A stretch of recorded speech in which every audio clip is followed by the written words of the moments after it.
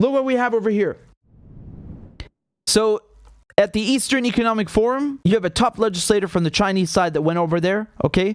Li Zhanshu attended the 7th Eastern Economic Forum in Vladivostok this week. So, I showed you some clips of Putin speaking there, right? His reaction to this price cap. And he's the most senior Chinese official to visit Russia since the Ukraine war began. Again, very significant. Very, very significant.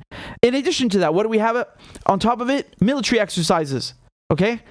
You have joint military drills between Russia and China. They have war games, as they're also known. These are also taking place in the East. The week-long exercise is intended to showcase growing defense ties between Russia and China, and also demonstrate that Moscow has enough troops and equipment for the massive drills even while its forces are engaged in fighting in Ukraine. The Chinese, on their side, sent more than 2,000 troops, 300 military vehicles, 21 combat aircraft, and 3 warships.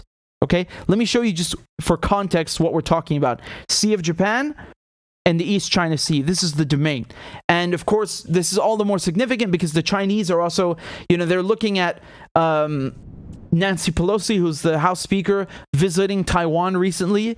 The United States forming AUKUS with Australia and Britain. All of these things that we've talked about, right? How Taiwan might potentially become the next Ukraine. What do I mean by that? I mean that, you're going to have this sweeping global support all of a sudden for independence in Taiwan. And then that's going to be, the thorn in China's side. They have others, of course, which we've talked about. But China is not comfortable with this. And Russia expressed support when they saw Nancy Pelosi visiting, making an official visit to Taiwan as if it's as if it's separate from China, like as if it's its own country. The Russians were not quiet.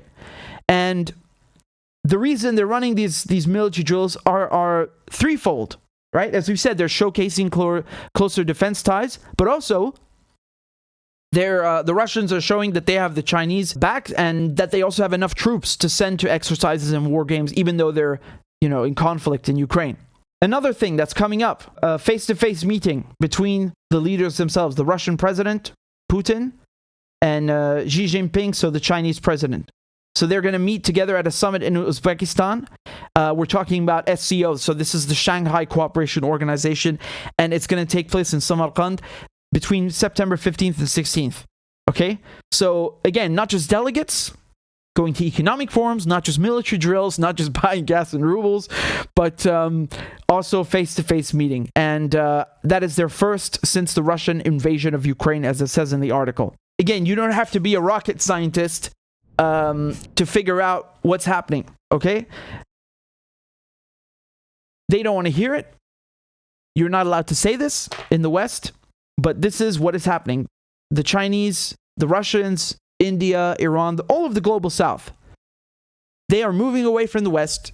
And in the West, people are suffering blowback from the sanctions.